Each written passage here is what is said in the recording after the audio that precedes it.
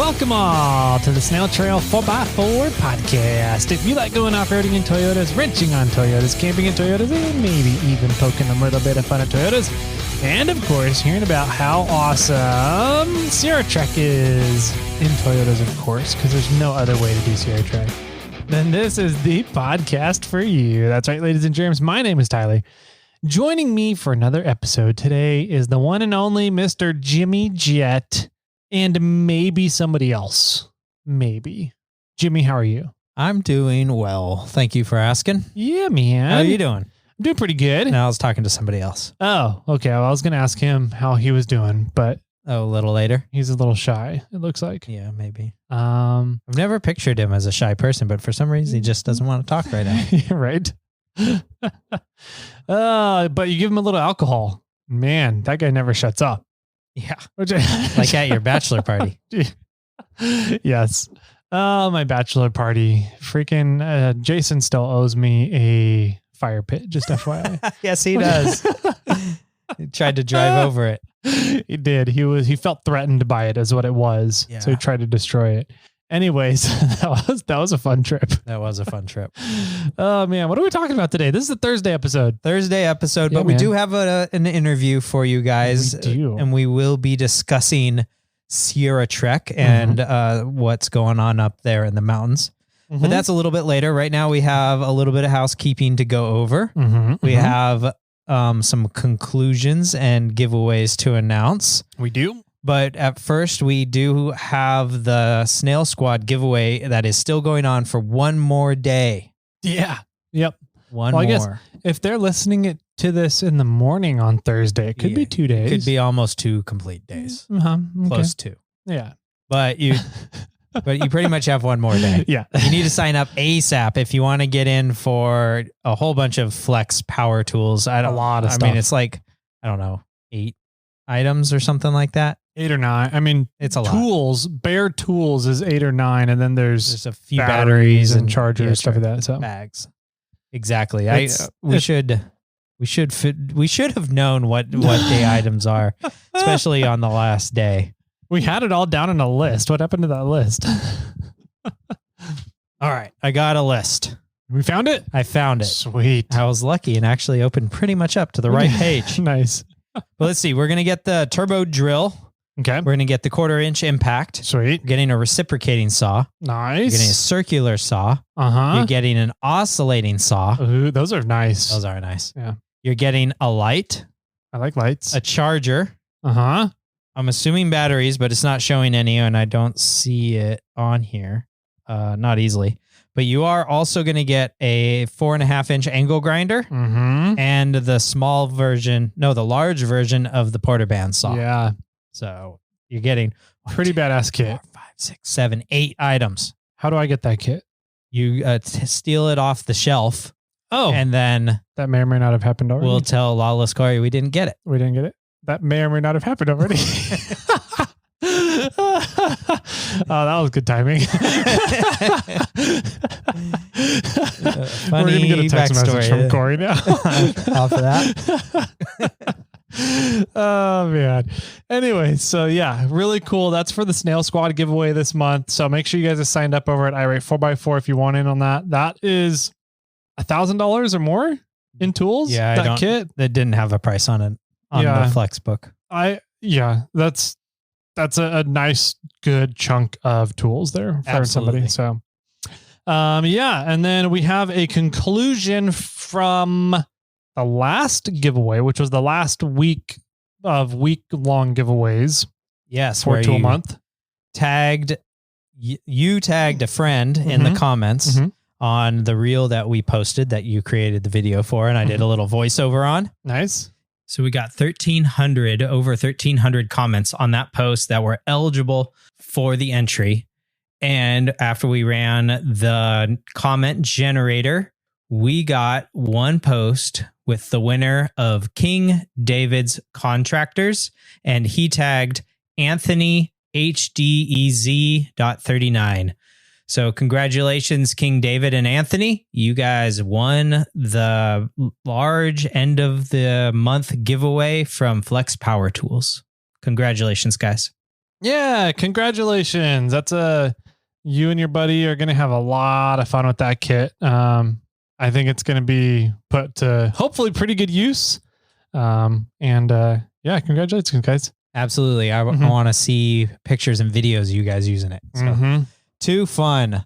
Let's see. The only other small update I have is that I'll be out at Fastener's Tool Outlet on July 15th. And if you want to play with some flex power tools or come in by and say hi to me, I'll have some stickers and maybe some tacos to hand out. Yep. If you want to fondle Corey's tools. Yeah. It's a good way to do it. It is. Most definitely. Let's see. What else do we got? We always have our reviews giveaway going on. Constant going on. We're at 535. So we're getting close to the 550. Oh, yeah. Yeah. Sweet. For our next swag pack. But if you guys want to do that, we are doing a giveaway for a set of tires from Yokohama, which is pretty friggin' fantastic. Pretty much anything except like stickies and anything in a 20-inch rim. Yeah. Is what they're saying you guys can get. You have the option of. Absolutely. And we'll be giving that set of tires away once we hit 750 reviews, and everybody from 0 to 750 reviews is entered to win. So everybody that was included in the winch giveaway, you are already entered. Yep. And if you guys can figure out ways to put your name in the hat more than once, feel free to do so. Did you see, I don't know if you did, but did you see the latest review we have? No, I haven't. I missed it. It's from, we'll just say Bend Over. Okay. And the name that he put on the account for the review, I don't think we're going to be able to read it on the show. Sounds perfect. So we'll have to get your beeps ready for your beep editing. Okay. Whenever we get to it. I've got that. Yep. So, leave some fun reviews. We love reading them. They're a lot of fun, a lot of entertainment for us to read those and go through them and see what you guys are saying about us. All good stuff, I know. Always. Sometimes. Sometimes always. Yeah. So thanks guys for leaving those. That really does go a long way for helping out the podcast and getting us into more ear holes across the globe. So, and the more ear holes we get into, the more cool stuff like the Flex Power Tool Month we get to do, and giveaways with Yokohama tires and all this other really cool stuff. So let's see. What else do we got on the list to do here before we let Mr. Shy to start talking over here? That's it. I say let's open the door, or maybe I'll just turn his mic on. You can just turn the mic on. I think that would be better. You can leave him outside though. Okay. Yeah. All right. We'll be right on back. We got a good interview here today with John Allen, the chair for Sierra Trek, his last year as chair. And I think he's going to shed a couple tears. Yes, I think so. And I'm going to get him to drink. Good luck. All right. We'll be right on back with John with some really cool info and some stories from Sierra Trek. So grab your favorite drinks. Are you tired of landing in potholes and bouncing off obstacles?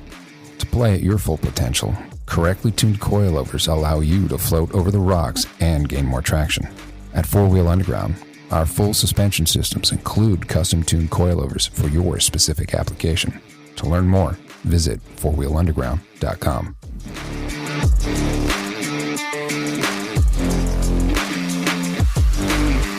Oh, welcome back, ladies and gentle ladies. We are here today. Another fun interview for you guys. We've been like on a roll with interviews this past few weeks, haven't we, Jimmy? Yeah, it's been fun. It has been fun getting to talk to all these new people, getting different people into the studio and the virtual studio. Today, we have a fun guest who's no stranger to podcasts. He's been on our podcast, Snail 4x4, before, and he's also been on some other podcasts, but we don't talk about those ones. So. Welcome back to the studio, Johnny. How you doing, man? I'm doing well. Thanks for having me. Yeah. So I think last time you were on, we were talking about welding stuff, right? We were. Trail welding, yes. Yeah, trail welding with John Allen. Yep. So the trail welder extraordinaire, the fabricator who fixes things better than shops fix them in the middle of the bowl. I got told that officially this year when our vehicle went into a shop to get fixed. Did you? Yeah. Do you want to say which vehicle and which shop and what the scenario was? Well, you were there. Was that Morgan's? That was Morgan's. Oh, okay. Yeah. That's funny. Morgan said, because the shop he took it to was in San Jose, and I think the guy knew me, and he says, that wasn't a trail repair. That was a permanent fix. Yeah. And I knew they were going to have fun cutting it off because we gusseted it and we You welded a lot of metal to it. welded a lot of metal to it. Yes. But it was a bad break. It was a pretty bad break. So yeah, as it snowed. Yeah. Was that during the snow? That wasn't the snow break. Oh no, it was not the snow break. That's right. That was the year before. Was it snowed Jose? the day before. Yes. It was Pedro the year before. Yeah. I have that picture hanging at work now on my front Do you table. really? The one with you laying underneath it in the snow? Yep. And everybody goes, what's that little stuff? No, that's snow. Yeah. It's an appropriate picture for a welding shop. The camera person had really bad dandruff that day. And it was Jimmy was on that trip. I was on that trip. Mm-hmm. Well, you're in the picture with that other guy from that other podcast. Yeah, the other guy we don't talk about. Yeah.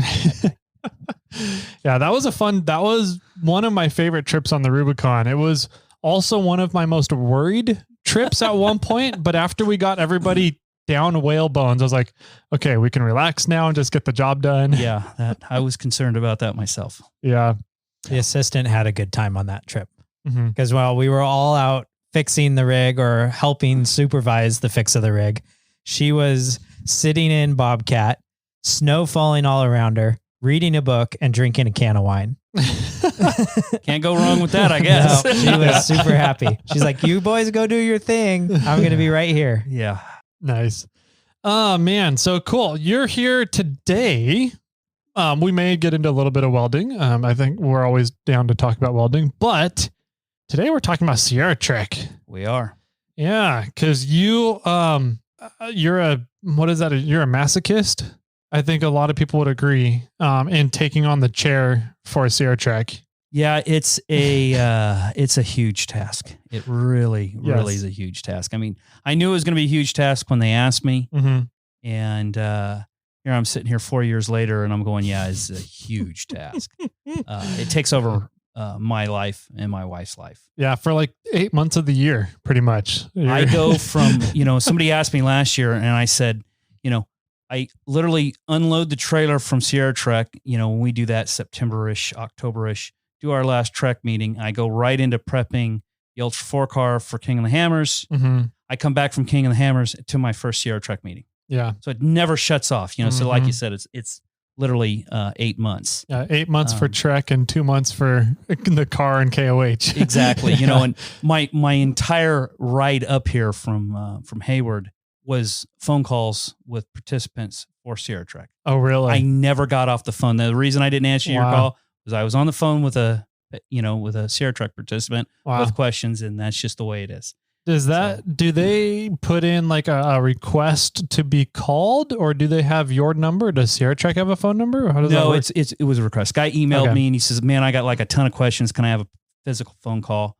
Yeah. Gave him my information, call me between these times and them. Nice. And I do. So I don't mind that as long as it comes with either an email or text message. Yeah.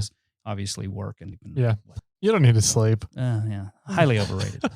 But no, it's an overwhelming task. Yeah. I did hear though that I think you had like 1 month that you weren't allowed to talk 4x4 after Trek. It wasn't 4-wheel drive. We could go wheeling if we wanted to, but we could not talk Trek. You couldn't talk Trek for that. No Trek, no nothing. My wife was like, no, and she's a great sport. Yeah, Mm-hmm. It's a phenomenal sport. I couldn't do it without her. So, kudos to her for putting up with it, for helping, for doing. I mean, she is a major portion of it as well. But yeah, after Trek, it was like, we're not talking Trek for a few weeks. Yeah.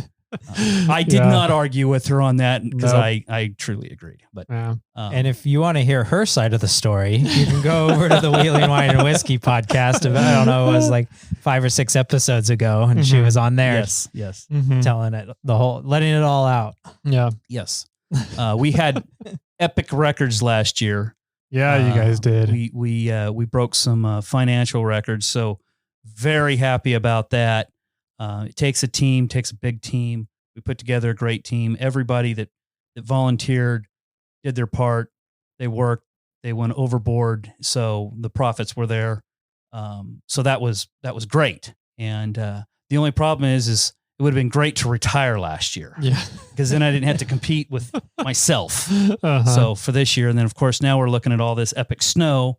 And we'll talk a little bit about that as well. Yeah, for sure. Last year was your first year as chair, third year kind of running the event as, Yes. co-chair and then moving on to chair. So Yes. you have, when you commit to running Sierra Trek, you get to do 2 years as co-chair Yes. and then 2 years as chair. Yes.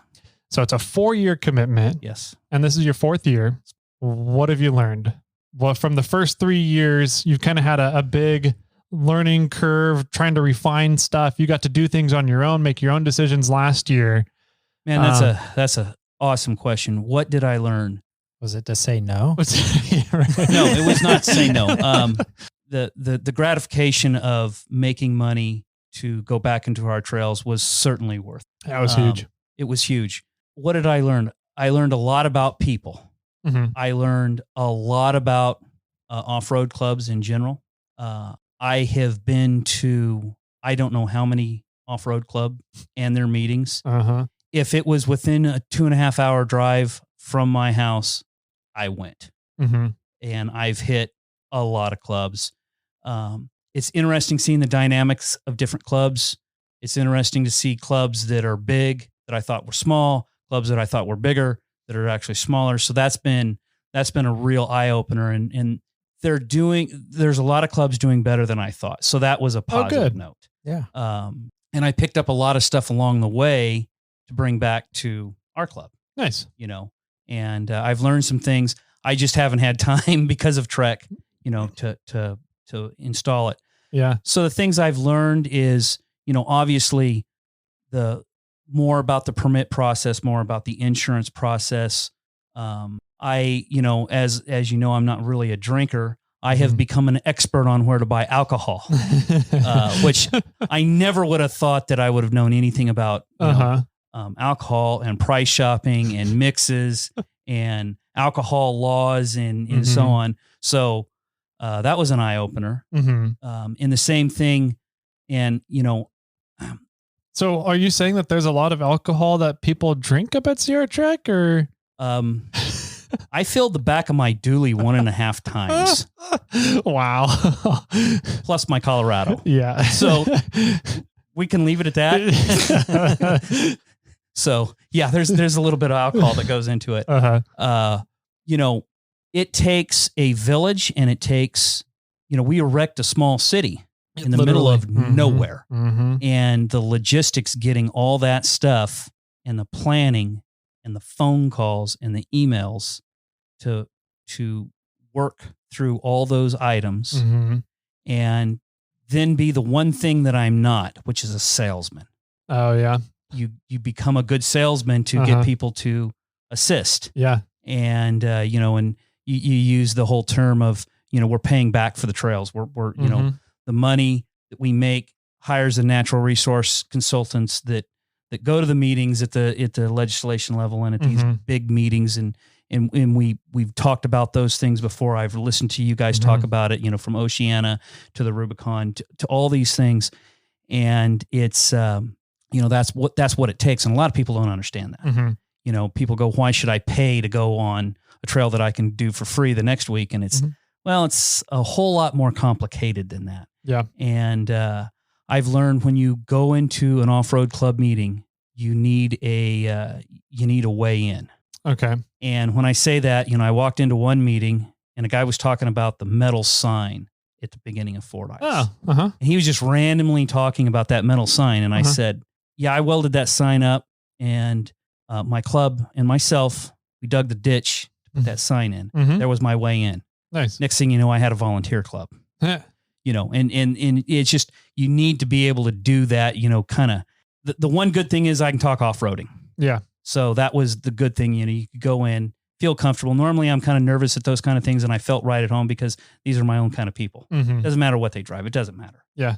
And I've driven a various amounts of rigs, done a lot of different wheeling, so I can walk in and strike a conversation on that. And that saved me. Yeah. So nice. We learned, I watched my food coordinator, Andrea, and she's stellar, by the way. Yeah, what she did with Cisco and whatnot, and then she brought in another guy to work with her, named Joe from Railtown. Oh, yeah. He's learning, and he's been phenomenal. Mm-hmm. And he's kind of doing a quiet Cochair on it. So Nice. I'm going to announce that he's kind of doing that. Just throw it out there. Joe listens to the podcast. I know he does. That's why I'm saying it. Perfect. But we started going through what bacon cost, what the different pork and the different cuts of meat, and what potatoes cost, and I had no idea. You shop at the grocery store, but when you're buying enough food to feed hundreds of people, yeah, and we had 800 people last year, and I think we fed like 700 of them. Mm-hmm. So I learned a lot about that, and that was something I never thought I would know anything about. From renting the equipment to the well and some of the issues that we had there, answering people's questions. Jeepers Jamboree is kind of close to Sierra Trek, and I didn't realize that a lot of people will come and do both. Oh, from back east. Okay, and they'll hang around for the week or two between. Yes, they do. So, people ask, why don't you back up the event? Why don't you do it in July? Well, I don't think that's really a good idea. First, we got the whole weather thing. Yeah. So, and this year really wouldn't work. But, I realized that those two events being a little bit together helped people from back east that were coming from far, and they knew about the famous Rubicon. Mm-hmm. And if you know about the Rubicon, you probably know about the Fordyce Trail. You've at least heard of it. You've heard of it. It's a phenomenal trail. And, I probably had at least 15 people from back east, Texas, and, in some of the southern states and Midwest come out, did Jamboree, came over and did Trek. Oh, that's cool. And I even had one guy wanted to hang around for Barrett to open. But I don't think it had quite worked out for him. But, so that's kind of neat to be able to make this journey for somebody that's back east with a rig. That's cool. And then you're talking to them, because everything for back then, for those individuals, is completely different than what we're used to. Mm-hmm. So we're talking a little bit differently on their rig setup and what we do, and gears and tires, and because they're more mud and happy foot and whatnot, and we're more on the crawling side. So it's but that's kind of cool to talk to the different people that come. Yeah, and see the different rigs that end up showing up there, and what their typical uses are, and how they work out on Fordyce versus URI or something. Yes. So you become knowledgeable. People ask about the road coming in, about the camping. A subject that I don't even really want to talk about, but I became an expert on toilet use because we have all these portable toilets, and that's a subject that I really don't want to be an expert on. That's a shitty subject. It really is. And, you're going, okay, how many people and how much, and oh my God, I can't believe I'm doing this, and you're actually sitting here calculating things out. How much waste is created? How much waste is created? How much crap can go in here? And you're going, that's a hell of a dinner time discussion, So, that's funny. I mean, there's a lot of different kind of systems that go into supporting 800 people. Yes. In the middle of a high Sierra meadow, in the middle of nowhere. Yes. Elevation there is at the meadow is what? About 7,500 feet. 75. Wow, it's that high. I thought it was like 7,000. So 7,500 feet up there. That explains why the lake is currently frozen. Still frozen. Right Yeah. 7,500 feet. And then you guys set up a full kitchen with multiple burners and ovens and barbecue. Is there a bar? Do you guys bring the barbecues down, or is it all the propane stuff? No, so Cal 4 has a cook trailer, the big yellow cook trailer that has 4 big burners, ovens. And then based off the propane off that, they have, I don't know, about 6 or 8 ground units. Then we bring up the actual barbecue trailer for the tri-tip and whatnot. And, we set up we erect 2 tents just as a field kitchen. And last year we got lucky. Cisco brought in the food in their reefer truck, but this year we're probably going to bring in 2 reefer trucks. Jeez. To sit there, one to put food in, one to put ice in. And it takes 2 of the smaller reefer trucks to do that. You can do it on one truck. Good luck renting the one truck. Yeah. That's a whole nother nightmare trying to run a reefer. And then then all the parts supply issues have made that even worse. Yeah. So unfortunately, we have to do 2 trucks. So we set up the field kitchen. We rent 50 tables and, I think 8 chairs a piece. All that has to get coordinated and come up to the valley, get set up by the volunteers. The Highlanders run the snack bar. They bring up their own reefer, their own barbecue, stuff that their club owns, and they set up for the snack bar. And then we set up the bar tent and the bar that was actually built years ago, the bar stands itself. And then of course we set up the trailer and whatnot to lock up the alcohol at night and whatnot.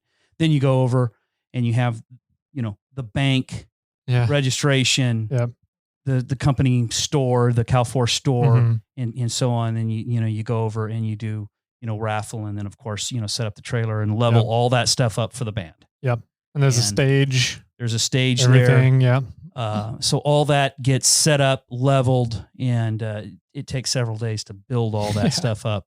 We have somebody that comes in, wires camp, puts up lights. We have somebody tows up a generator. We have a generator, huge diesel generator that sits there and runs for, so many hours a day. We have showers.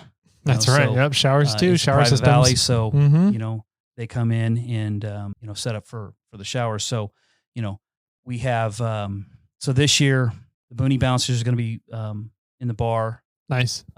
With a little that's a good group to put in the bar. So. Yeah, I think so. They're going to be getting some lessons from the guy who ran the bar last year, John, and phenomenal guy. Yep. The various clubs that do things. Sierra Treasure Hunters come back with their they're doing the showers, right? Doing the showers, and then I don't know all the meals, but there is multiple clubs, and I wish I would have brought a list, and I didn't, of the different clubs doing. Because it's essentially each club kind of volunteers for one meal, right? Yes, to help out. That and they're helping cook, serve, and clean under Andrea and Joe's guidance. Directions and guidance. Yeah, and one thing that we do, everybody gets a meal. We were pulling rigs off at midnight last year, and everybody got a hot meal. Yep. And the Mountain Goats kept the bar going so they could go over and have an adult beverage after they had their whatever dinner. I don't remember what was served. And then we shut things down and everybody went to bed. I think I was one of the last people off trail on Friday last year. And I remember coming in completely filthy dirty and just walked straight up, and Andrea goes, "Do you need a plate?" I was like, "Yes, please." Yes. So hungry. Yes.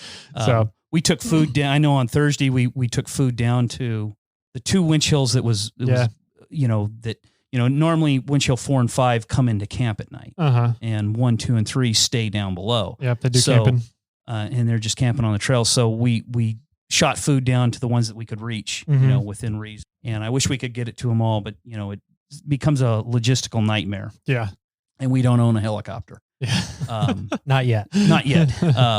So there are so many clubs and so many individuals that make it happen, and I can't thank each and every one. How many volunteers did you guys have last year? Over 200. 200 volunteers. Wow. And it's kind of cool. You'll get somebody that says, that'll send you an email or something on Facebook Messenger. Hey, I want to work Saturday night at the bar. I want, I'm good on a barbecue. Can I be on a barbecue crew? Nice. I run on Friday, so put me on it on Saturday or Thursday. So that's the cool part, Yeah. And they show up and do it. I mean, I had one guy show up and he was so excited. He did a run, and him and his wife and his kid, they volunteered and, and did a bunch of work. That's cool. And so on. Do you have a volunteer coordinator for any of that, or is it pretty much just you talking to everybody and saying, "Okay, cool, yeah, thanks, we have a spot for you"? It's pretty much the chair and co-chair. Yeah. My co-chair, I was hoping he could be here tonight, but he's on duty tonight. He's a paramedic. Is Tom. Oh, Tom is taking over. Tom is taking over after you. Okay. And he runs the medical side of things. And so unfortunately he couldn't be here for tonight, but he hands out a Disney's Frozen Band-Aids. Yeah, he has all kinds of cool Band-Aids. That's funny. It is. So, It's pretty good. So we have EMTs there. Mhm. Tom's daughter comes in. She's a nurse, so we have, the appropriate medical people there. Mhm. You're sitting there running comms, Mhm. which is a full-time job. Yeah. Trying to keep, everybody in the loop. Yep. People don't understand. We were bringing parts from Summit and Reno Uh-huh. to Pittsburgh, California, Uh-huh. was 2 different steering boxes on the same day on the same trail. I just don't know where they were on the trail. Windchill 4. Were they Yep. both at 4? Yeah. Well, kind They of. both needed to end at 4. Yeah. Yeah. So, Yeah, there was one guy down at 4 that Jimmy brought down okay. Yeah. the steering box, and then another guy broke halfway between 4 and 5. So right Okay. after the cistern, Okay. another guy broke right there, and they had to bring a steering box down to him. Yeah. So, so I arranged for one box, Mhm. and then Jason. Jason That is arranged green. for another box. So, Yep. that takes a lot of coordination. Yeah. A lot of coordination. Yep. So, I was pretty confident that we pulled it off. Yeah. So, Yeah, it was fun. We had a few things. I mean, that was really the main thing of last year. The year before, we had a helo. We had to call in a helo. yes. And so that was interesting. I found out after the event that last year a helo landed at the meadow. And I was like, what happened? I didn't know that a helo freaking landed. Then turns out they were doing a demo and letting people check out the helicopter. I was like, okay, that's pretty cool. Yeah. So, we did that 2 years in a row. Okay. I haven't heard about it this year, but they landed a helicopter on Saturday in 21 Mm-hmm. for that same reason. And Okay. then last year, because of the incident that happened in 21, Uh-huh. Tom arranged to have a helo come in and actually do some training with us. Oh, that's cool. So that, the appropriate chairs and different committees, Mm-hmm. the water truck and so on, we did a simulation Nice. and some training and, run the radios and whatnot and figure out who would do what. Mm-hmm. And, in the hopes that we didn't need it. And then Mhm. they came back on Saturday. Yeah. So, Nice. because there's a lot that goes into that, it Yeah. doesn't, you just don't land a helicopter. Yeah. We have a water truck, so we water it down. Mm-hmm. Who's going to talk to the helicopter? Who's the most qualified to talk to the patient? Mhm. Who's most qualified to talk to the helicopter? So all these things were kind of pre-worked out. And then of course, everybody listened to everybody. So in case, obviously I would be the guy that would talk to the helicopter. I'm a pilot. Mm-hmm. Tom would be the guy that would talk to the patient. patient and Yeah. to the medic and in vitals because, well, he's the paramedic. Yeah. He has that training. But what if it was the nurse or the EMT or I Mhm. was not there? Mhm. So that was just good overall training because there's a lot to know. Yeah. Yeah. There was more that went into that than I was originally thinking. You've got to set up an LZ, a landing zone, and that takes, crowd control. So exactly. it takes 6-7 people alone just to set up And- the crowd control and keep everybody away. And on an amazing portion, I've now been a part of 3 helicopter extraction. Oh, wow. And, when I got my ham license, they said, this will happen to you. And I'm thinking, no, now this is my third, Third one. that I've been, Yeah. directly involved with in one way or the other. Yeah. And I'm like, yeah, I'm hoping that's it. Yeah. But fortunately, You know what to do. We know what to do, and Mhm. everybody's alive and breathing and home Mhm. with their families. So that's the positive. Sweet. So, how long is the event? What day, from when to when? And I knew you were going to ask me that, and I don't have a calendar in front of me. I asked you because I didn't have a calendar. No, it's I want second weekend of August, right? It's the second full weekend in August. It's that Mhm. Thursday, Friday, Saturday, Sunday. Cool. So So that is 10th through the 13th. Yeah, Well, 10th through the 13th is Sunday. yes. yeah. Sweet. And so can people show up Wednesday if they want to? Because there's runs starting Thursday morning, right? Yes. Mm-hmm. So we have we have runs through the end of the week. Mhm. The various runs. I don't have the list with me. Those runs are everything's a little over half full right now. Okay. But yeah, people can show up. A guy asked me today on the way up to the recording today, when do I show up? And I said, I show up the Friday before. Yeah. So do a lot of the staff, a lot of the volunteers. And I said, there's a lot of people that come up for the week. And there's some people that come up, set up drop a rig off, drop a tent off, set up, and then go home, work a few days. So any of those things, all the above will work. Nice. A lot of calls this year. I think a lot of people are kind of held up because of the epic snow we got. Yeah. Is it going to happen? Is it going to happen? What's going on? You know, we've got multiple plans in place to get the road open. You know, you just informed me that somebody in a wheeled vehicle got into Meadow Lake, so that's You did. phenomenal news. And it's hard to it's hard to guess because I saw on Facebook memories today, 8 years ago, we were working Winch Hill 4 doing a big work project there. Oh, really? Okay. The Mad Hatters, along with some of the guys from the Winch Hill 3 crowd. Okay. Friends of Fordyce? Friends of Fordyce. Yep. Or Fordyce. That group, they came up, Danny Jones, and so on, that whole group. We did a big work party up there, and it was 8 years ago today. Wow. And we were literally, there was zero snow. Yeah. So changes. Yeah. So the big question, Jimmy and I were kind of talking about it. Is there going to be an ice skating competition during Sierra Trek? We hope not. Snowball fight? Yeah. Likely. just Ice skating? No. Yeah, he doesn't want to see me in a tutu, I think. Yeah. No. So, but, and you know, you said, what have I learned? I've been learning about what temperature it takes and how much snow to melt. Oh, really? Yeah. And you need it above 41 degrees. Okay. And that gets the snow to melting. I think it's 41 degrees for so many days in a row. And that starts the melt, but it's a pretty slow melt. And every 10 degrees it goes up another inch. So we want those 70 and 80 degree and up days. And then you got to go into, well, it's raining up there, and rain can add to the melt because it breaks down the ice. And I've been Googling all this stuff. I can't imagine looking at, you know, all what I've Googled, you know, how fast does snow melt, what temperature, and I'm trying to figure out, okay, it's this temperature in the day, but it's this temperature at night. What's the average? And, but you know, we're looking at a few inches a day.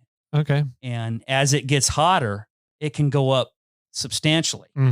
So I think we'll be in there in 2.5 weeks. You think so? 2.5 weeks? All right. I think that, I think Tom has a little mission to go in about 2.5 weeks. Okay. I bet he makes it. Okay. And if that other dude made it, I forget his name.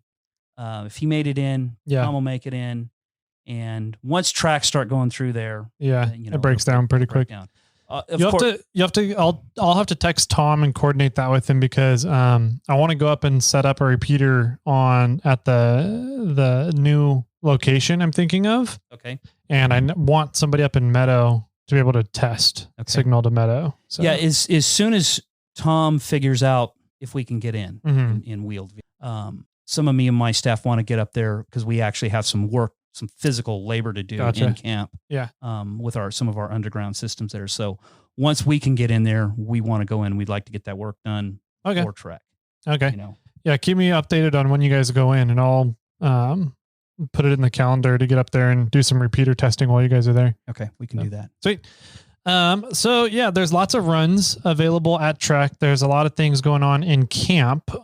What are some of the runs? Because I know that every year there's always people like, oh, it's all Fordyce. I don't have a vehicle that can do Fordyce, but it's not just Fordyce. No, it's not. So Fordyce is obviously what started it.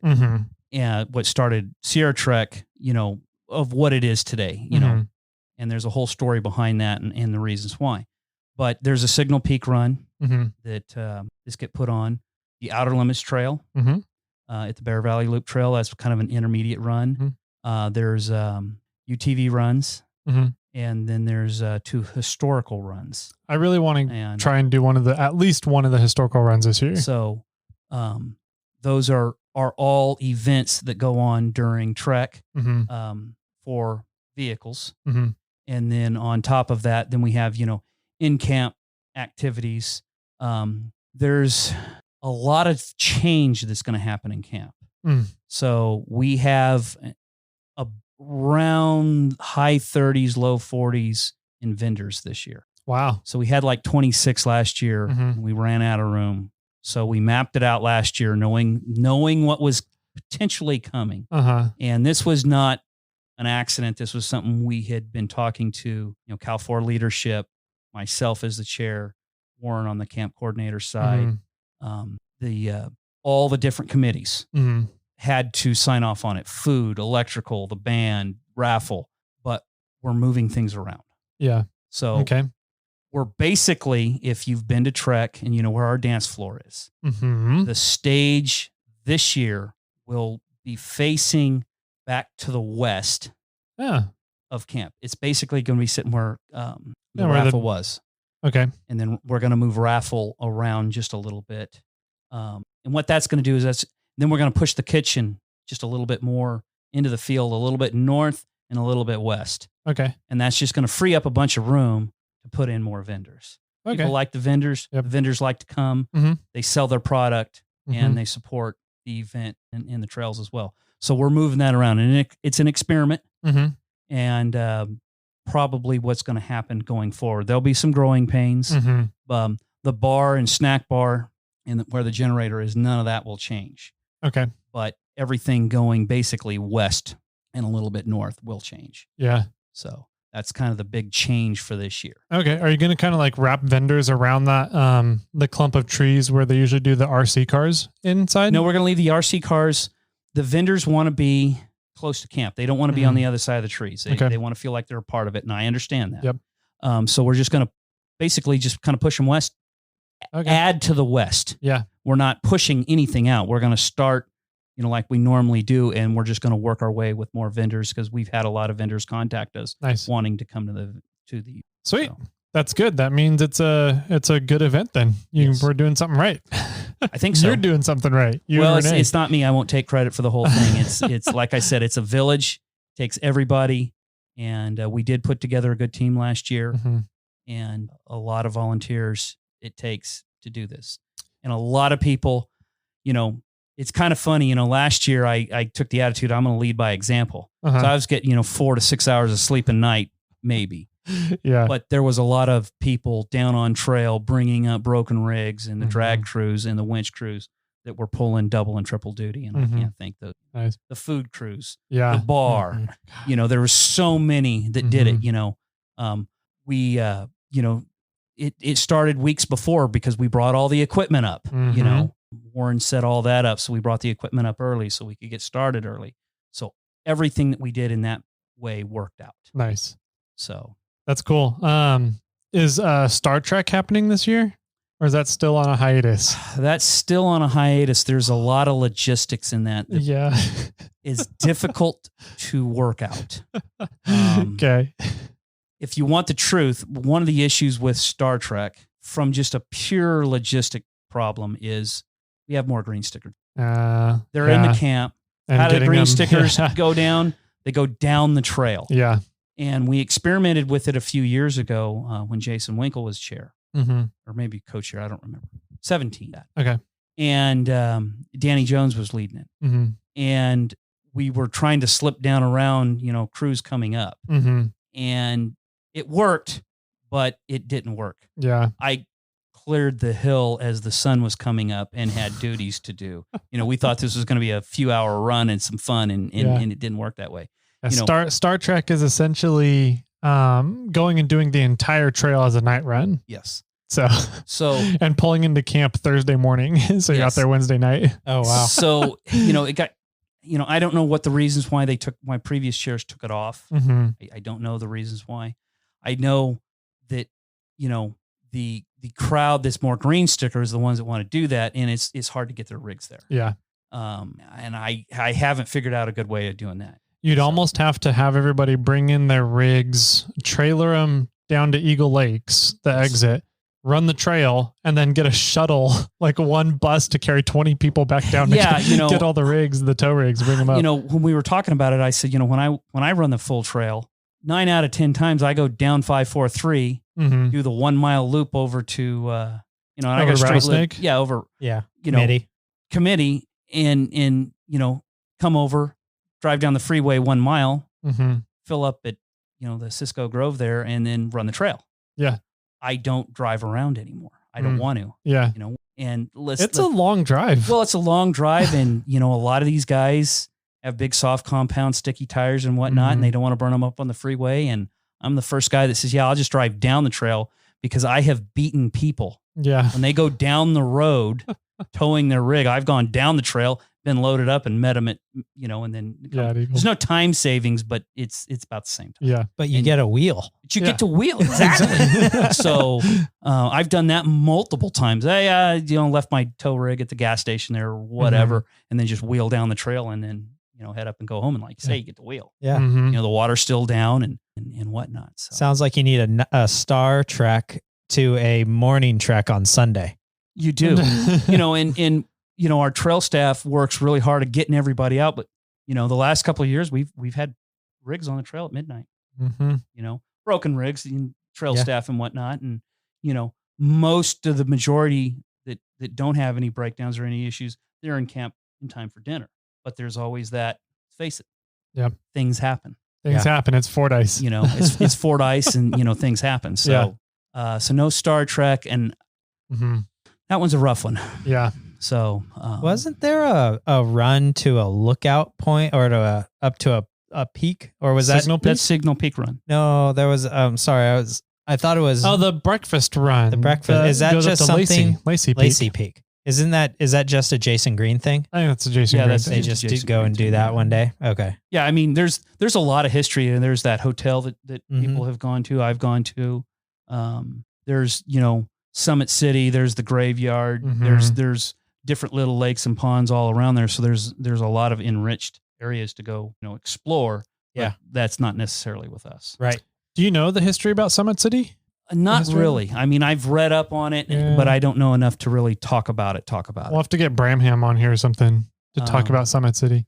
That would be really good because he's a wealth of information on that stuff, and it would be interesting to know. Yeah.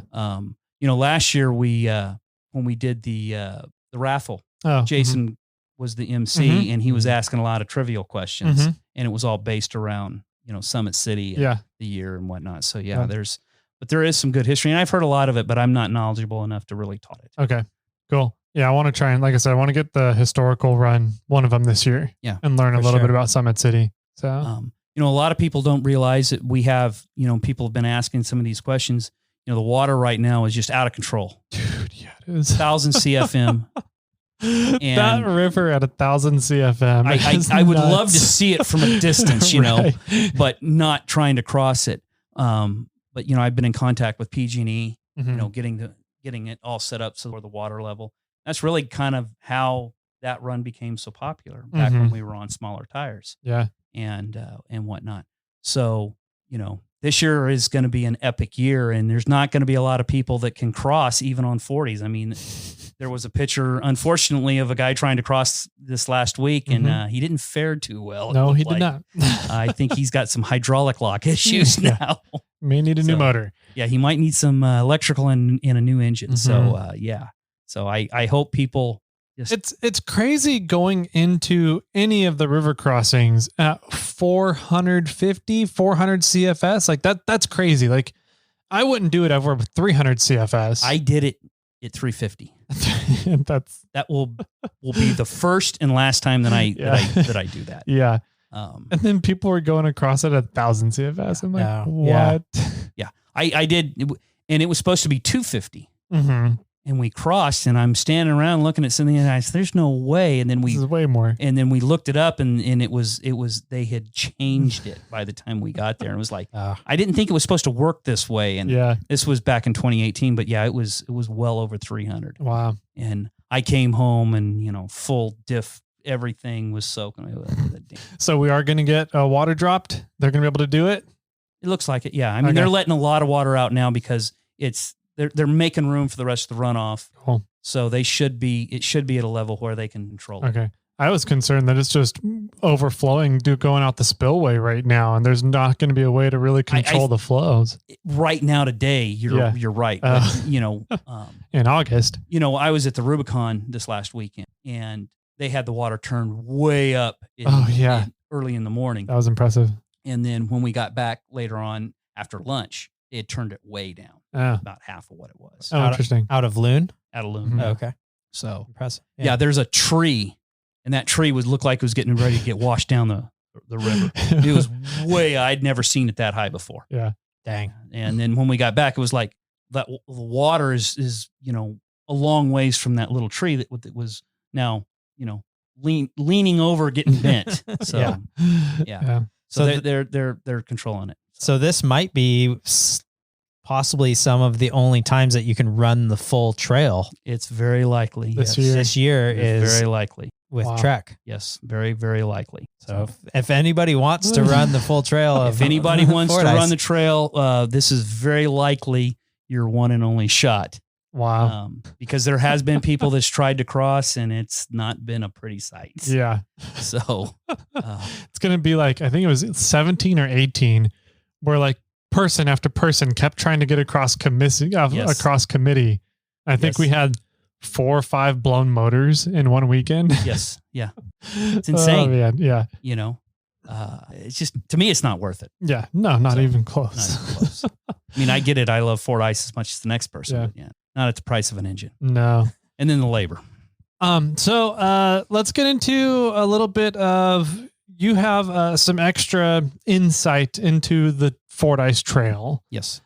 You get to work pretty closely with the forest, not the forest manager, the OHV manager for the forest, Yes. Joe Chavez, Yes. for Tahoe National Forest. There was some maintenance done last year, late the year before, I forget when it was, on Winch Hill 3. Yes. What all did they get done to Winch Hill 3? So they actually went in and did some blasting with dynamite. Nice. Last year. They had went in and done some core drilling, and then they did some blasting late last year on the bypass, on that center line. Okay. So in 2020, we had permission to cut a new line that kind of goes over near the brush. Okay. On the other side of the other side, kind of on the north side of that, on that ledge that goes up. Mm-hmm. They also brought in, a lot of people don't know that what the spider tractor is. Oh yeah. And they brought in the spider tractor. And that was a lot of coordination, more on the Forest Service side than us. They had to present a grant and get the money. It comes out of OHV funds, your green stickered funds, and so on, to get the grant to bring in the spider tractor.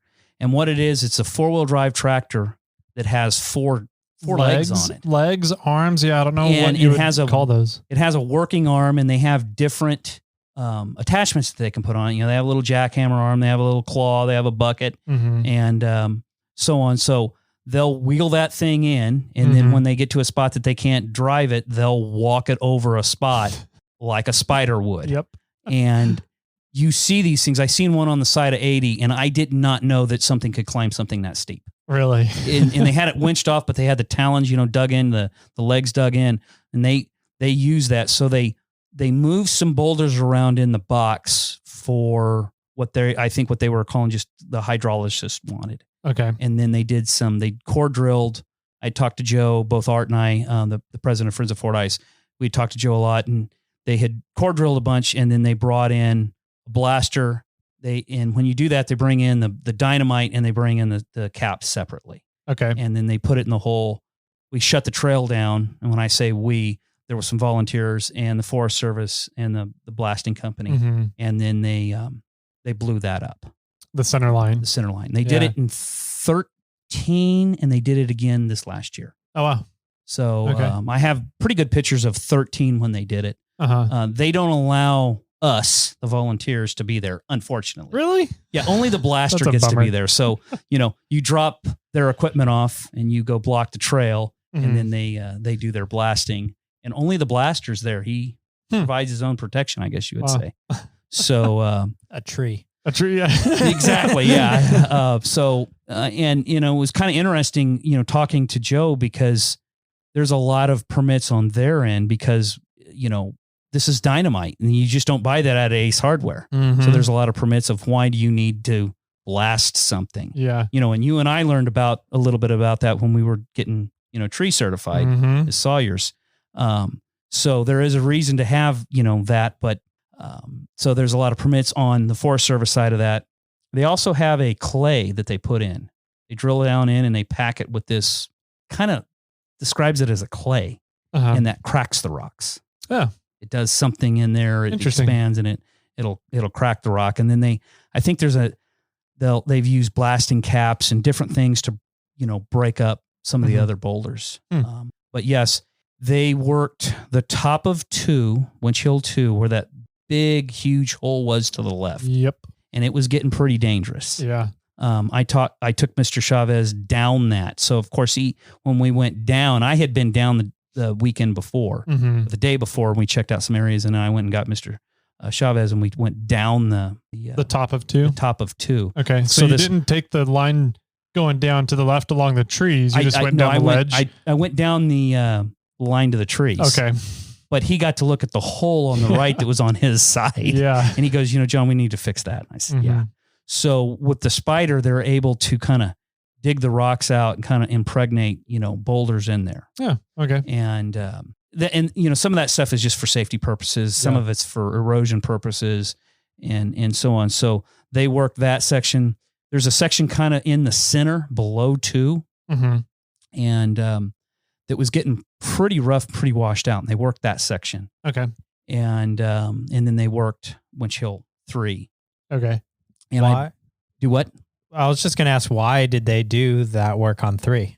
Because the line was getting almost impassable. So the Forest Service, their thought process, and I know that this can be controversial, but that's why I want you to say it.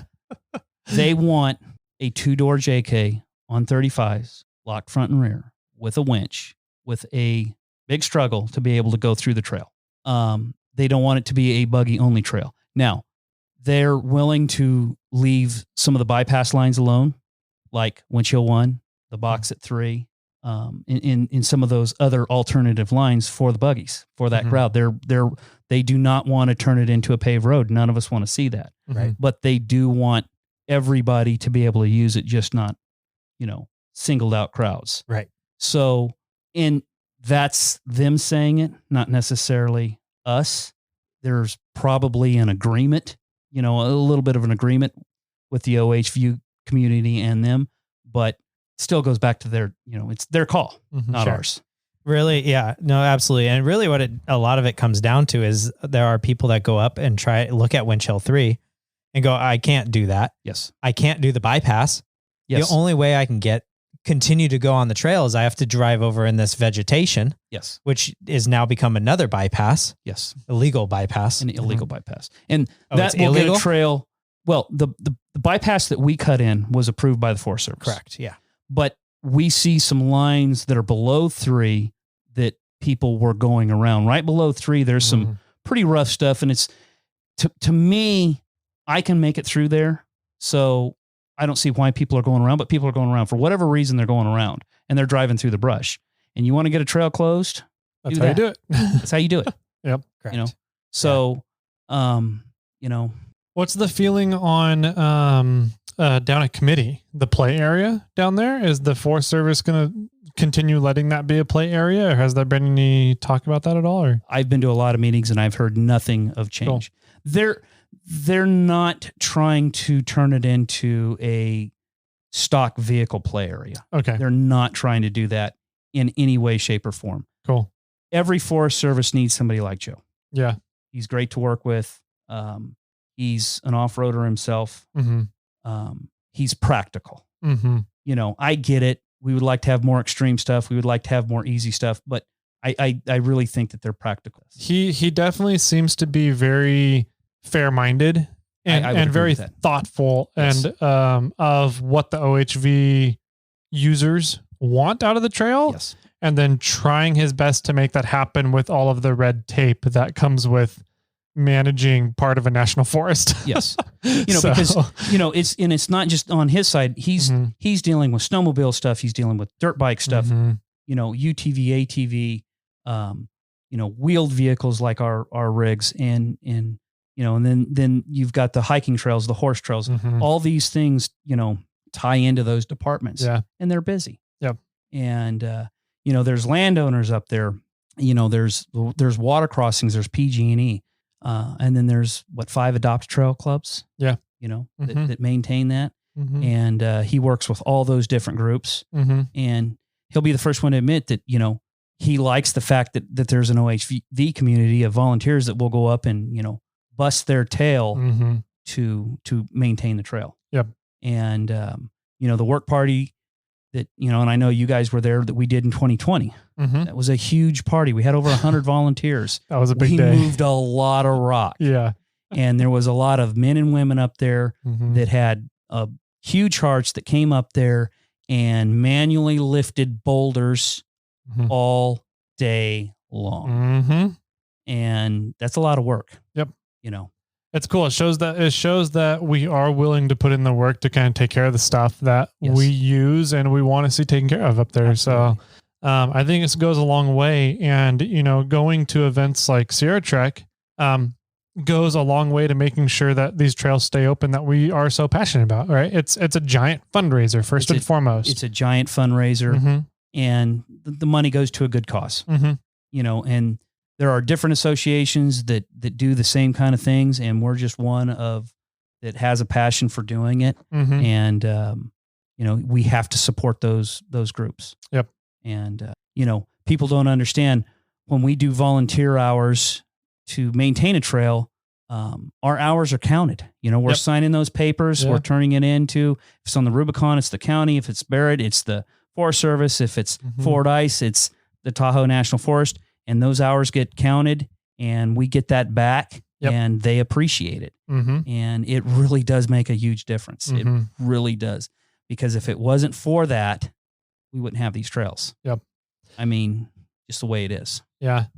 Too true. I think it's cool what California off-roaders have been doing for the off-road trails in California and the adopted trail stuff, the adopted trail work, the work of being an organized club organization like Cal4. Yes. And being able to, do for these fundraisers and get money back into our trails, keep trails open. If there's other places in the country that struggle with that, reach out to somebody at Cal4. Yes. Reach out to John here. So there's lots of really cool things that have been implemented here in California that I think can be replicated across the country if you're seeing trails. I think I really believe that we're kind of the grandfather of a lot of things that happens at good. A lot of trail. I think my personal opinion is modern day rock crawling, whether you like the trail, hate the trail, or think it's easy trail, but modern day rock crawling is the Rubicon. Yeah. It started with the Rubicon. That's my opinion, backed up by a lot of people. It started there. It brushed out to other trails. And I know that, we have things across the United States, but, it's kind of the grandfather there. Yeah. When I was in Moab a few years ago and I told a local ham guy that we had a repeater on the Rubicon. Yeah. He specifically cried. For the Rubicon. I said, yeah. He goes, I see you guys DX. And I'm like, what is this guy talking about? I hadn't had my ham license that long. And I said, oh, well, we got this repeater on the Rubicon. And I said, then it's linked. He thought that was the greatest thing. I sent him to the RTF site so he could look up all the information. He just wanted to come out to go to the Rubicon to talk to everybody. And he told me that. That's funny. But, and all that started here in the California on our trails. Yeah, it's cool stuff, man. So if people want to get registered for Sierra Trek, how much more time do they have to do that? End of July. End of July. So about roughly a month from when this episode is airing here. Yeah. There's probably about 6 weeks right now. Okay. Sweet. So where can people get registered for Sierra Trek? So go to cal4wheel.com, Sierra Trek. You go to the events page, Sierra Trek. You can register there. Any questions, you can reach me at cal4wheelsierratrek@gmail.com. Social media, it's Sierra Trek on Facebook. Sweet. You can always reach out to Cal4 directly. Okay. I think it's 1-800-4x4-FUN. Oh, nice. They can, be reached and get them in contact with me. Like we talked earlier, I take phone calls, text messages, emails. I don't mind talking to anybody if they have questions or concerns. I was talking to a guy, Toyota on 37s, never done Fordyce. I want to do this run, can it happen? Yeah. So we discuss it. Nice. And, so everybody is welcome. We have a good time. And last year, the food was great. The showers were hot. The alcohol was poured It was well. There was a awesome event last year, I will say. Yeah. So it's always fun up there. If you guys want to come up and hang out, I'll be up there. Jimmy, you're going to be up there too? Yep. The whole time this time again? I believe so. Sweet. You can't beat Meadow Lake. There's no place prettier than Meadow Lake. No. Yeah. So, and the lake's going to be full this year. It's going to be full. And cold. And cold. Yeah. It's going to be full and cold. Yeah. So, yeah. So there's going to be a lot of people up there, lots of stuff to do in camp. There's going to be bands playing. There's going to be vendors there the whole time. There's a bar and the snack. What is it? Snack stand? The snack bar. Thank you. There's a full bar, a regular bar, a lovely bar, and a snack bar. There we go. Yeah. There'll be vendors. Mm-hmm. Easiest way to kind of keep up with what's going on as far as the road condition and whatnot is, to be honest with you, is Facebook. Okay. We're posting pictures, and as things go and as things progress and as we know more, we're going to keep that updated. Sweet. Pretty much on a daily basis. Cool. Awesome. Yeah. Good stuff, man. Well, we're looking forward to it. Should be a great fun event. We're going to be up there, and yeah, thanks for coming on and sharing the love about the event, and we'll see how it goes again this year. Yeah. We're 50 something now. Wow. I forget I think 57. Jeez. So it's been going on a long time. Wow. 57 years. So are you going to have to chair again next year since you didn't have a co-chair last year? No, I have done my deal, and I am retiring at the end of this year. Okay. I will certainly go help. I will certainly assist the incoming chair in any way, shape, or form. We have excellent notes. We've created a new binder, and so on. But no, I'm officially retiring because right now my wife and I are still together. Everything is good at home, and believe me, it takes a lot. It takes a lot of people to put it on, and I can't thank the people that help me and volunteers, and you guys helping and everybody. And I really do. But this 2 and 3 days a week, I'm not home because I'm at a meeting. I'm doing here. podcasts. I'm doing podcasts. Yeah. I'm going to meetings. It does take a toll on you. Okay. I have zero regrets. I truly can say from the bottom of my heart, I have zero regrets.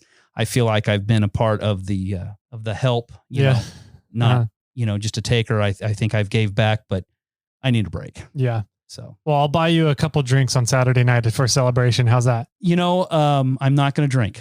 Really? Even to celebrate your retirement from chair? Maybe maybe next year, but I really feel like that I need to not do that. I'm still responsible for a lot of things, and I want to end my responsibility sober. Now, the next weekend, all bets are off. Fair. But I'll get you a Pepsi or something. A Pepsi's fine, but yeah, up there, I really truly feel that you're up there for work. I'm up there for work. It is a job. I don't, I tell everybody, please come up there, wheel, have fun, and I tell everybody all these things. You know what? The one person doesn't get to wheel? You. Me and my wife. We don't get that, and that's okay. Yeah. That's okay. But after 4 years, you want to wheel. I want to wheel. Yeah. Well, cool, man. Thanks for taking the time this evening to fight traffic and get over here. Not a problem. Thanks for having me, guys. I appreciate it. Sit down and chat about Trek, man. Okay. Cool. Jimmy, any final words for everybody out there? Bring your RC cars. Oh, yes. And John, any final words for everybody out there? Think melt. And with that, my friends, keep crawling.